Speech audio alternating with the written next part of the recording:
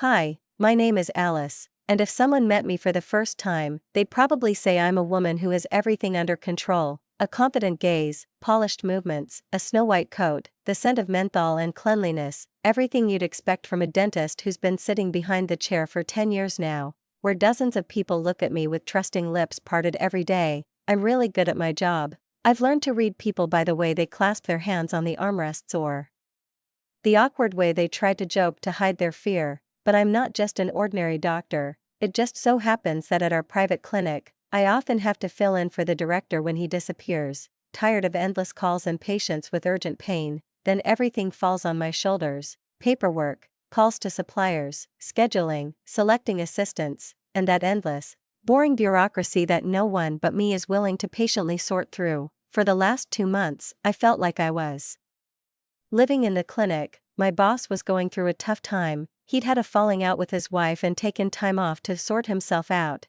and I was left to sort everything else out. All day long, I treated, drilled, filled, smiled at patients, and when the clinic was empty and the lights in the hallways were dimming, I'd still be sitting at my desk, immersed in stacks of reports and contracts. I was so tired that by nightfall, my hands were shaking, and my back felt like a taut string, ready to snap with any movement. My eyes ached from the flickering lights and the tiny details of teeth, from the small print on the documents, and from the feeling that I simply couldn't take it anymore. I needed a break, at least a short breath of life, where I didn't have to talk, listen, or decide.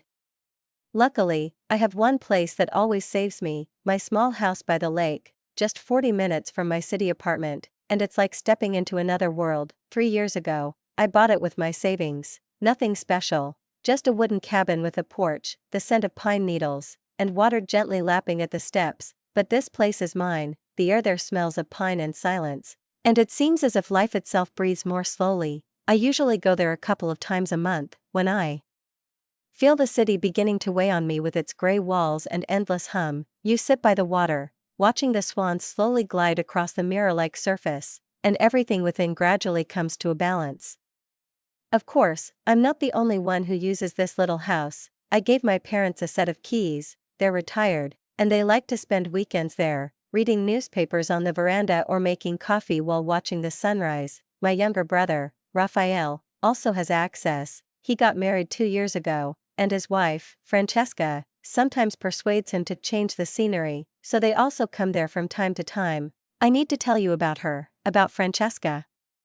She's 28. And from the first moment I saw her, I knew she was a woman who would always create tension around her. She has a way of looking down on people, speaking with a smile that conveys superiority, and holding her chin up as if the whole world should bow slightly. At first, I tried to be polite. After all, she was my brother's wife, and Raphael seemed happy with her, and for his sake, I tried to ignore her barbs, but she seemed to enjoy provoking them. Every conversation we had ended with her comment: either I worked too much and, I quote, lived only for my patients, or she'd say with a hint of regret that I should be more careful with my wardrobe, and once, laughing, she'd add that it was sad to see a woman my age without a husband. Sweet, right? But I remained silent. Raphael loved her, and I decided not to interfere, not to ruin what he probably thought was happiness. I even let them use the lake house, thinking, let them enjoy it. It was empty most of the time anyway. And finally, the day came when I could go there myself. On Friday evening, I finished up the last chores at the clinic, checked that everything was in order, and for the first time in 2 months, I felt at ease. The director was returning on Monday, which meant the weekend was mine, only mine. I dreamed of simply sleeping until noon, reading a book on the porch, eating junk food, and not answering a single phone call. After work, I stopped at the supermarket. As usual, I picked up some pasta, tomato sauce, some chicken, some salad greens, bread, cheese, a bottle of wine, and chocolate. My little ritual of pleasure. I remembered that last time I'd run out of shampoo and shower gel, so I added them to the cart too. Once the groceries were packed, I loaded the bags into the trunk, climbed behind the wheel, and turned the key. Dusk was already falling outside. The city was slowly extinguishing its lights, and I suddenly sensed that 3 days of silence lay ahead, and maybe it was there, by the water, that I would once again remember who I was, if not a doctor, not a deputy, not a tired woman in a white coat, but simply Alice. The drive was surprisingly pleasant. and perhaps for the first time in a long time, I felt the tension that had pent up over the past months slowly oozing out of me. It was around 7 in the evening, the sun was setting, and everything around was filled with this warm golden light, making even the old trees lining the road seem soft and kind. I rolled down the windows, letting the fresh air rush in, and felt the wind play with my hair, filling the car with the scent of pine, warm asphalt, and distant water. My chest grew quiet and calm, and I thought about how in an hour I would be sitting on the veranda with a glass of wine, listening to the birds calling to each other on the opposite bank, and simply allowing myself to forget about patience, numbers, or other people's problems. I was already imagining how I would turn on a small lamp, slice bread, heat up some sauce, put on a pot of pasta, and how this ordinary dinner would seem like luxury. But as I turned toward home, my heart suddenly fluttered. From a distance, I noticed a strange glow, and the closer I got, the clearer it became. A light was on inside, all the lights at once, as if someone had decided to illuminate every corner. In the small parking lot where my car was usually the only one, I saw 3 cars. I recognized one of them immediately, Raphael's silver sedan, but the other 2 were completely unfamiliar. I slowed down, turned off the engine, and froze for a second, unsure how to react. Raphael hadn't said he was coming, no one had said anything at all. I got out of the car, feeling the light evening air suddenly feel colder than it had a moment ago. As I approached the door, I heard booming music, loud, with heavy bass, the kind they usually play at parties where no one wants to listen to themselves. I knocked, timidly at first, then louder, no reaction, only the music and laughter somewhere inside. I knocked harder, but to no avail. They simply didn't hear me. Then I took out my key, inserted it into the lock, turned it, and pushed the door open. The first thing that hit me was the smell, a mixture of cheap alcohol, perfume, and something fried, sour, mixed with cigarette smoke. My house, always smelling clean, now felt alien. And then I saw them, in my living room, usually quiet and softly lit. There were about 10 people standing. Francesca, in a short, sparkly dress, a drink in her hand, stood near the kitchen, loudly talking. Her parents, I recognized them from photographs, were comfortably settled on my sofa. Next to them sat some people, probably relatives, laughing and chatting among themselves, as if they were at home. Bottles, empty, upside down, sticky, and glasses sat on the coffee table, along with paper napkins, cigarette butts, and snack wrappers. Someone had thrown the windows wide open, and music blared from a speaker I never owned.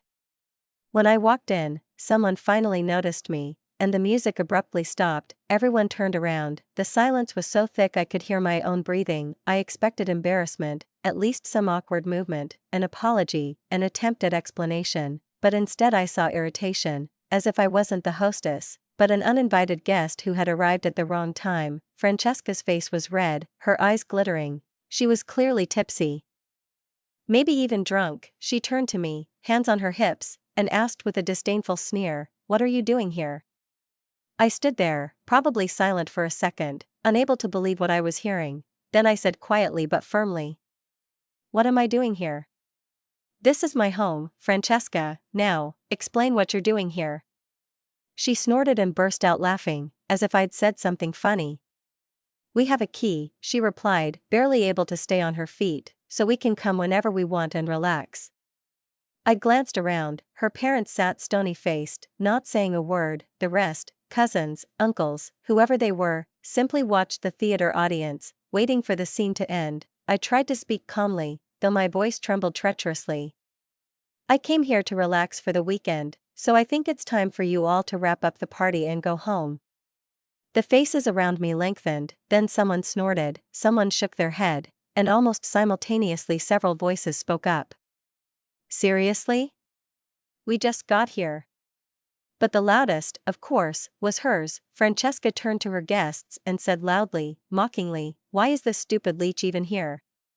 Laughter, real, frank, unpleasant. Then she looked at me again, straight in the eyes, and slowly, clearly said, "Get out of here, until we kick you out ourselves."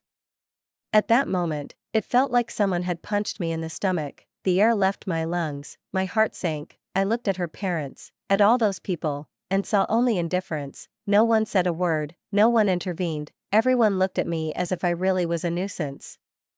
And then, I don't know why, I simply smiled, maybe out of helplessness, maybe to keep from crying. Okay, I said quietly, I'll leave.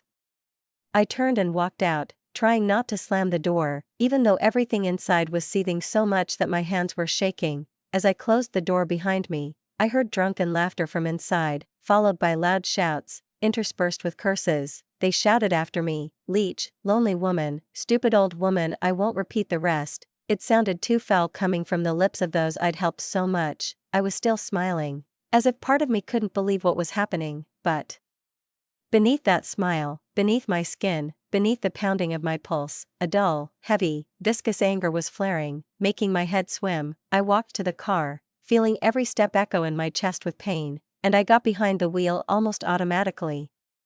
When the engine started, my hands found their way to the wheel, and I drove back to the city, to my empty apartment, where at least no one would allow such a thing. Dusk gradually thickened, the road wound between the hills, and for the entire 40-minute drive I drove, gripping the wheel tightly, so tightly that my palms ached and my fingers went numb. I drove quickly, but I knew with absolute clarity that if I didn't leave now, if I stayed, I wouldn't be able to bear it. I'd say things to them that I'd later remember with pain. Returning home, I barely remember climbing the stairs, opening the door, and setting my bags down. Everything seemed colorless, the kitchen, the walls, even the groceries I'd bought for a quiet weekend by the lake. I unloaded the bags and carefully put everything back in its place, as if that would restore my sense of control. Then I poured water into the kettle, brewed some mint tea, sat at the kitchen table, and sat there for a long time, staring into space. Everything was a jumble in my head. Their faces, the loud music, Francesca's laughter, those words thrown after me like stones. I remembered how happy I'd been 2 years ago, when Raphael married her. I was truly happy for him, because he was my younger brother, and I thought love was always a good thing, that it would make him softer, calmer. When they started planning the wedding, my parents came to me and timidly asked if I could help. Raphael was in debt at the time, and their pension was barely enough to live on. I didn't hesitate. That day, I wrote a check for $18,000. The wedding was lavish, a restaurant on the coast, flowers, a photographer, white tents, champagne, live music. I remember Francesca simply smiling, saying, "Oh, how sweet of you," and turning away to adjust her veil. Then came a year later, and Raphael was having problems at work. His company cut commissions, and he was working in sales, so his income immediately plummeted. I remember him calling that evening, his voice hoarse, and saying, "Sister, we're really tight right now. Francesca's worried. Could you help us with the rent for a couple of months?" A couple of months, I thought then. Of course I'll help. After all, family is sacred. The rent was $1,400 a month, and I wired the money, confident it would be temporary. But 2 months turned into 3, then 6 months, and then a whole year. Every month I told myself it was the last time, but each time he called again, his voice tired and guilty, and I agreed again. When I did the math, it came to almost $17,000, given away without question, without strings attached. And that was only part of it. I had a separate savings account, about $25,000, my emergency fund, for unexpected circumstances, like a car breakdown or illness. I trusted my brother and gave him access, telling him he could only use it if absolutely necessary. He promised, but sometimes I'd check the account and see withdrawals of $300, $400, $600, small, but constant. I didn't question it or reproach it, because I thought they were probably having a hard time. And then there was the car. Francesca dreamed of having one of her own, and on our wedding day, I offered to pay off their car loan as a gift, $320 a month. I'd been doing it for 2 years now, without missing a single payment, almost $8,000, all together, the wedding, the rent, the car, their expenses. It came to over $50,000, $50,000. For 2 years, and now she called me a leech, told me to get out of my own house.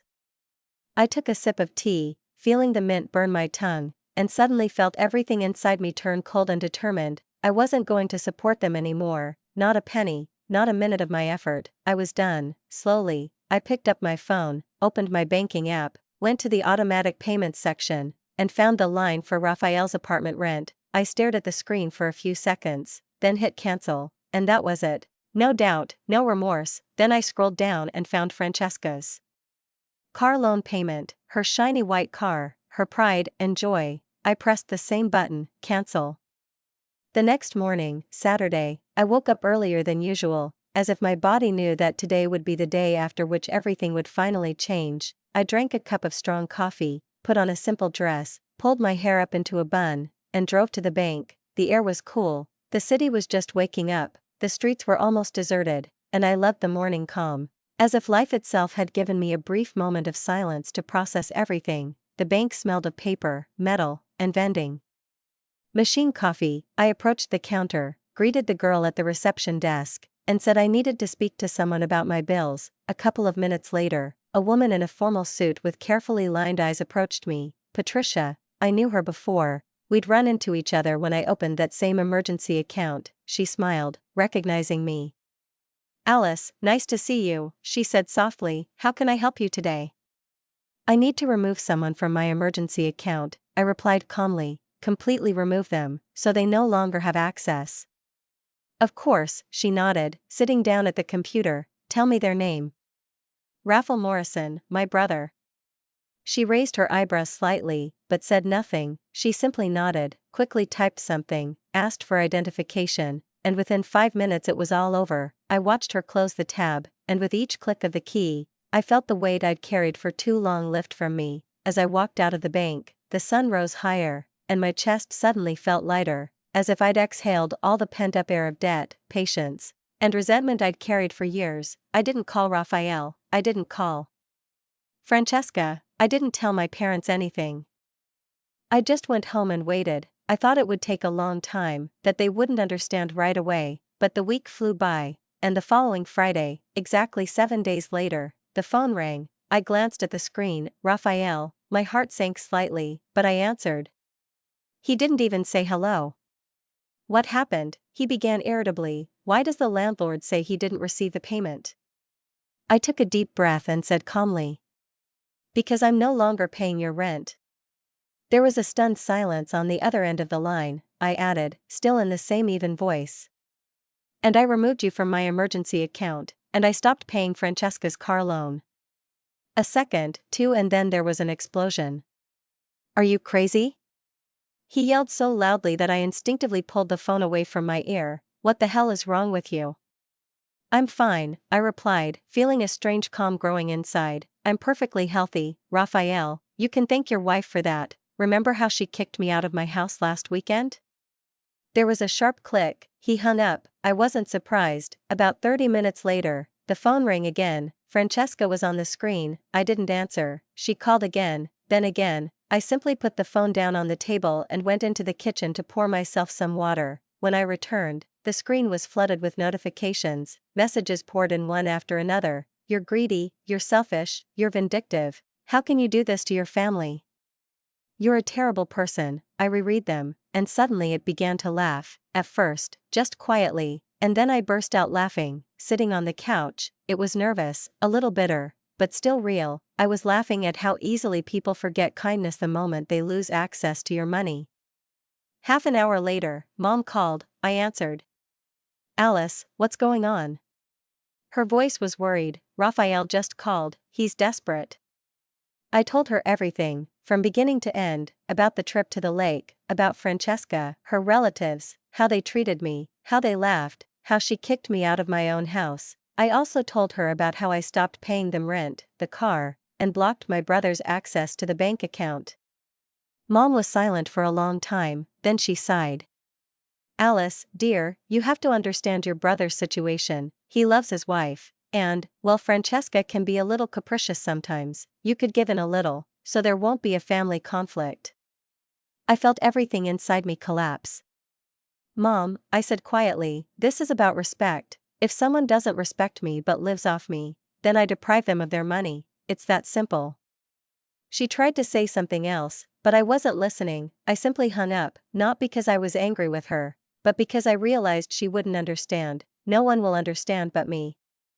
The following Friday, I drove back to the house on the lake. I'd called a locksmith earlier in the week and arranged an appointment. When I arrived, he was already waiting for me, a man of about 60, with a kind face, smelling of oil and iron. He quickly and without asking any questions, replaced all the locks, on the door, on the shed, even the windows, new keys, a new bolt, a new life. I paid him cash, thanked him, and after his car disappeared around the corner, I stood for a long time on the porch, inhaling the scent of pine and water.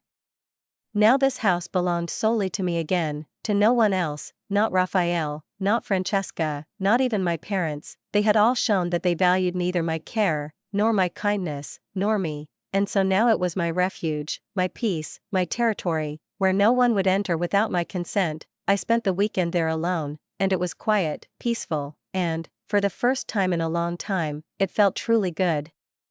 A few more days passed. Wednesday was warm and quiet, with a clear, slightly golden light, the kind you only get in autumn, when the air already smells of decay but still holds the remnants of summer. I returned home after work, turned on the soft light over the kitchen table, put a pot on the stove, and chopped vegetables for a stew. Everything was calm, familiar, orderly, just the way I now valued it.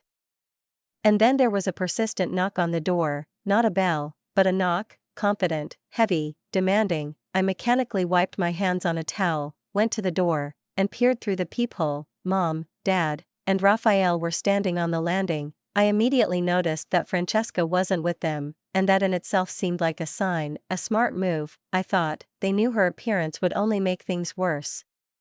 I opened the door. "Come in," I said calmly, though my heart was beating a little faster than usual. We went into the kitchen and sat at the table. The silence that followed was strange, viscous, tense, almost palpable. My mother fidgeted with her purse, and my father, his head down, looked at the table, as if studying something on its surface. Finally, Raphael spoke. "Alice, I understand," he said, and his voice was feigned gentleness, strained like a mask. "I understand why you're upset. I talked to Francesca, and she's ready to apologize to you. But only if you pay everything back, the rent, the car loan, my access to the bank account, everything." I couldn't help but laugh, not loudly, but with that hint of disbelief and weariness that comes when a person hears not stupidity, but outright madness. "Are you serious?" I asked, looking him straight in the eye. "Have you come to ask me to return the money so your wife can generously forgive me?" I shook my head. "No, Raphael, I'm not giving anything in return." My mother flushed, her eyes shining with alarm. "Alice, don't start," she said quietly, but reproachfully, as if I were a capricious child. My father remained silent, as if he weren't even present in the room. I took out my phone, scrolled through the screen, and turned it toward them. "Look," I said, "what she's been writing to me all week." They leaned in. The screen flashed with messages, dozens of venomous messages. "An old maid, pathetic, a woman no one wants, without a man, because she's ugly and evil, you're just jealous, your life is empty, get surgery, maybe someone will look at you." I couldn't read any further, I already knew every word by heart. As she read, Mom blinked several times, as if she couldn't believe her eyes. Her cheeks paled, her lips trembled. My father raised his head, for the first time, and looked at me, silently, but his gaze held that heavy bewilderment that mingled confusion and guilt. Raphael stared at the screen, then looked at the table. "There," I said quietly, "that's what your wife really thinks of me, and you want me to continue paying for her life?" Raphael didn't answer, he just pressed his lips together. Mom coughed quietly, as if trying to ease the tension. "Alice, I know it's hard, but still he's your brother, he's having money problems, it's hard for him to support his family, maybe you should help a little to avoid a breakup." I shook my head. "No, Mom, I've already decided, I don't support them anymore." I glanced at them. "None of you."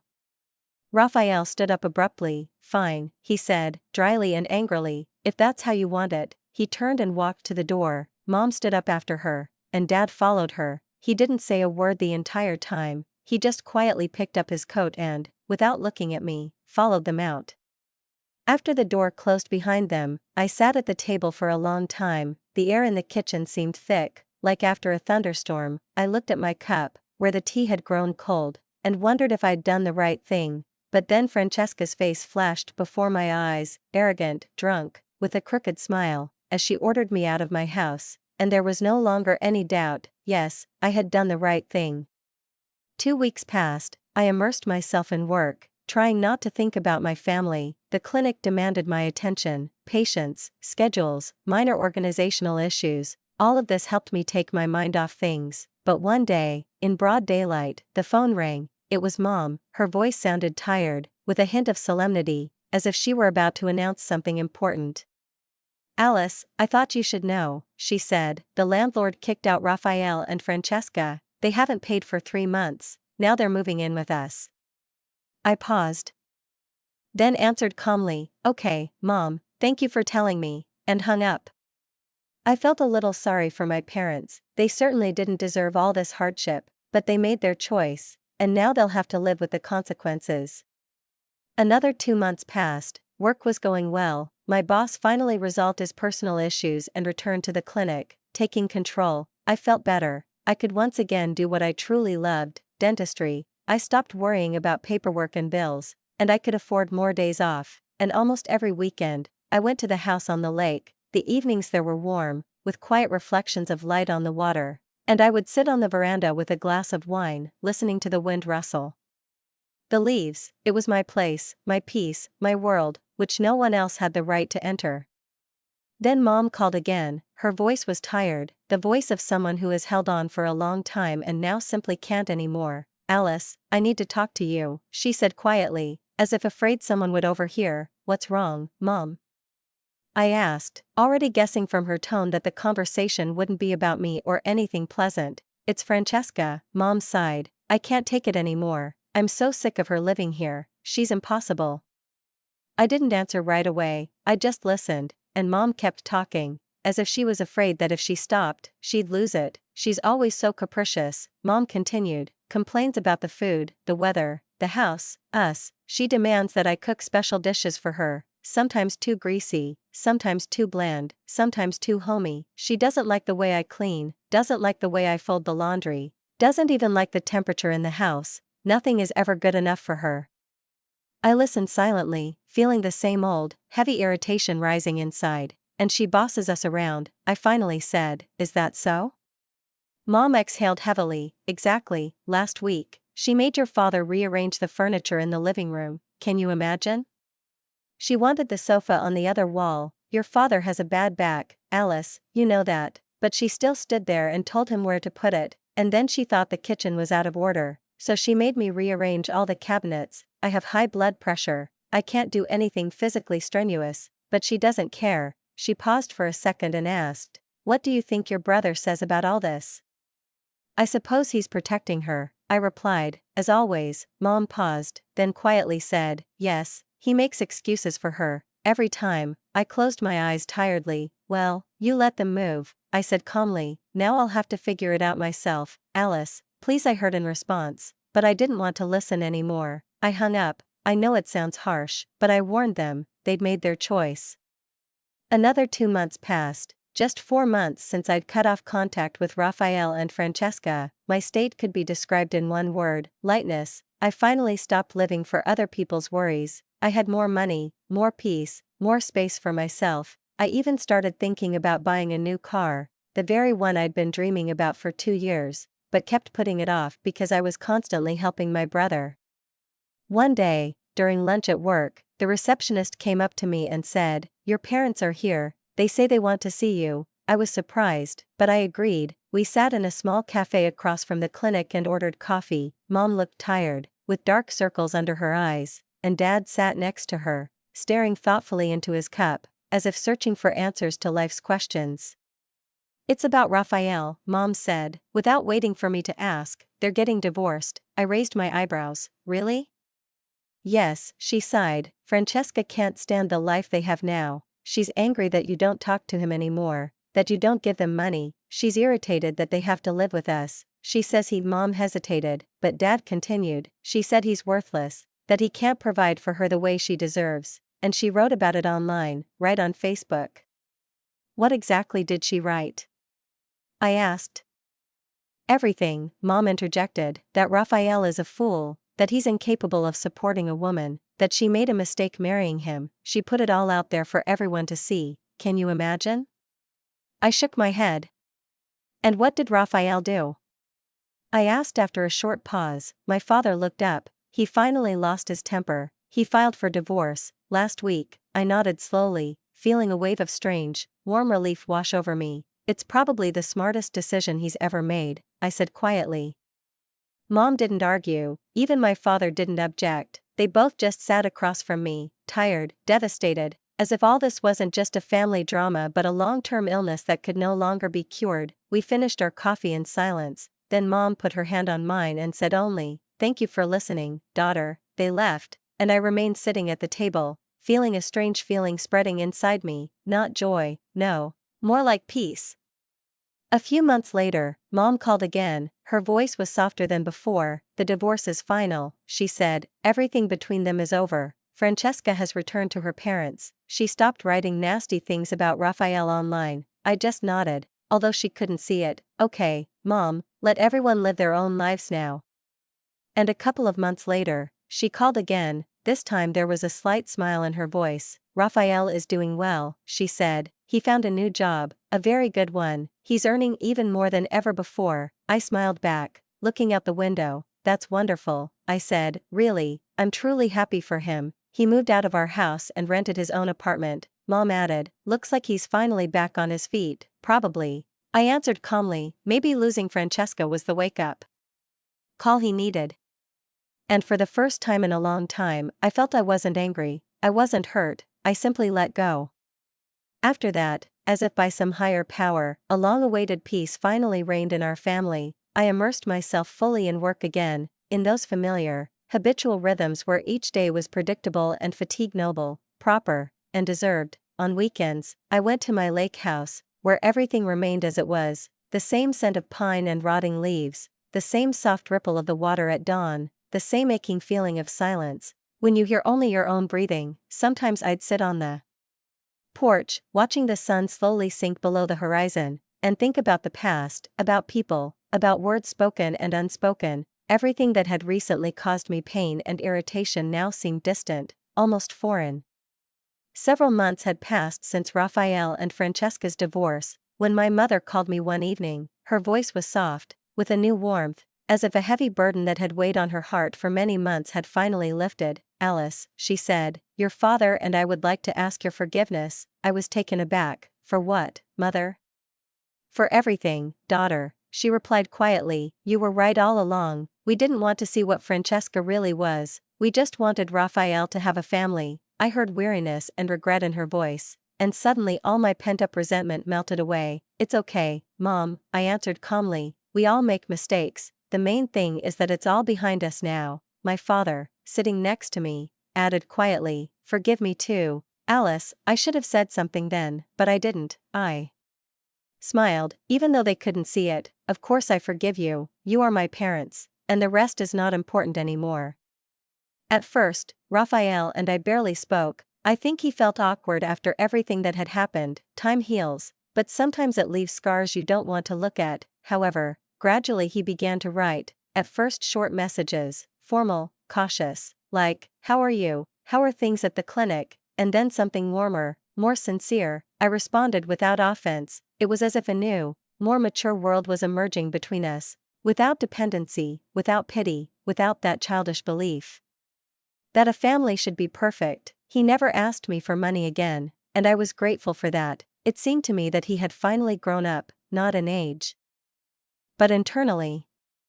About 6 months had passed since the divorce was final, when my mother called again, this time worried, even a little agitated. "You'll never guess what happened," she began. "Francesca was trying to get back together with Raphael." I almost dropped the phone. "What? Are you kidding?" "I'm dead serious," Mom replied. "She called him last week, told him she'd made a terrible mistake, and that she wanted to make it right." "And what did he say?" I asked, holding my breath. "He told her no." There was pride in Mom's voice. "He said he didn't want anything to do with her anymore." I smiled. "Good for him, he finally showed some guts." Mom sighed. She didn't take the rejection lightly. She kept calling, texting, and once she even came to his house. To him? Yes, right to the door. He had to tell her he'd call the police if she didn't leave. I shook my head. Well, desperate things for desperate people. I think she realized what she's lost. Mom said more quietly, "Raphael has a great job now, he's confident, everything is working out for him." And she was left alone, without support, without her former sparkle. "It's a lesson," I replied, "a lesson that costs a lot." but sometimes it's unavoidable. A week later, I was sitting at home one evening, idly flipping through the channels on the TV, when the phone rang. The number was unfamiliar, but I answered anyway. Hello? Hello, Alice. I heard a voice I recognized instantly, even though I hadn't heard it in over a year. It was Francesca. For a second, I considered simply hanging up, but curiosity got the better of me. What do you need, Francesca? I asked coldly. I need your help, she said, and her voice was laced with both desperation and a false softness. Please, Alice, I know I've been terrible, I know I've said terrible things, but please help me get Raphael back. He won't talk to me, he won't answer. Maybe if you talked to him I couldn't help but laugh. You're calling me to help you get my brother back? I said, not hiding my sarcasm. After everything you've done? I made mistakes, she replied hastily, but I understand that now. Raphael and I were made for each other. We had such a good time together. No, we weren't, I interrupted. You treated him like trash, you spent his and my money, humiliated him, yelled at him, insulted me in my own home, you wrote vile things online, made a laughingstock of him, and now you want me to help you? Alice, please, she pleaded, I've changed, I understand everything now. Let me remind you of something, I said calmly but firmly. You called me a leech, you chased me out of my house, you wrote to me that I was an old maid, that I was worthless, that I needed plastic surgery, you said I was pathetic, jealous, lonely, remember? There was silence on the phone. You don't deserve a man like my brother, I continued. You don't know how to be kind, you don't know the meaning of respect. Raffaello is better off without you, and he understood that. The silence lasted for a few seconds, and then her voice changed. You're just bitter because you're alone, she said, a cold, familiar malice creeping into her tone. You're jealous that you never had what we had. I smiled, though there was a strange feeling inside, not anger, not pain, but a deep peace. Perhaps, I answered quietly, but, you know, it's better to be alone than with someone like you. I slowly lowered the phone onto the table and stared at it for a moment, motionless, as if trying to make sure the conversation was truly over, that I would never again hear that voice, which always had lies, contempt, and pretense. It was the last time I spoke directly to Francesca, and I confess I felt more than relief, rather a quiet, deep stillness inside, like that after a long thunderstorm, when the air still smells of lightning, but the sky has cleared. But the world, as often happens, didn't leave me in the dark about her. Over the next few months, I heard about Francesca from my mother from time to time, and each time her stories sounded more and more alarming. Apparently, she didn't grieve for Raphael for long. Shortly after he refused to take her back, she found a new man. My mother wasn't sure his name, Derek or Darren, but the tone of her voice made it clear that nothing good was to be expected from him. He drinks a lot, my mother said one day, and it seems he's even involved in drugs. Later, I learned from Francesca's own mother that she was desperately worried about her daughter, because she saw her spiraling downward. I just shook my head. Well, I said then, she made her own bed, now she'll have to lie in it. My mother only sighed heavily, perhaps for the first time without objecting. A few more months passed, and one Sunday I went to my parents' house for dinner. I knew Raphael would be there too, and I admit I was a little nervous, not from awkwardness, but rather from the gentle unease you feel before something important, something you've long anticipated. When I walked in, he was already there, sitting at the table, talking to his father. He looked different, slimmer, confident, calm. A short silence fell between us, and then I smiled first. How are you?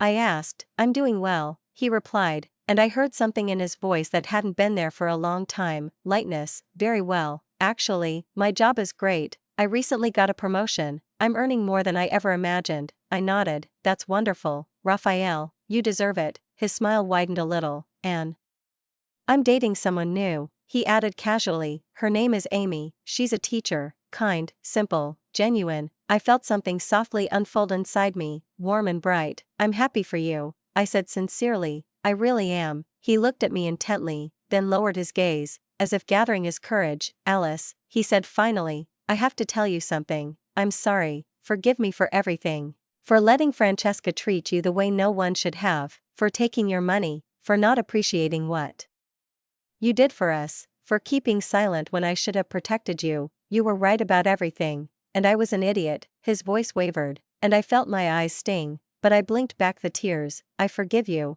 I replied quietly. And these aren't just words, I really forgive you." He nodded, then stood up and hugged me, tightly, truly. For the first time in many years there was no guilt or resentment between us, only something resembling peace.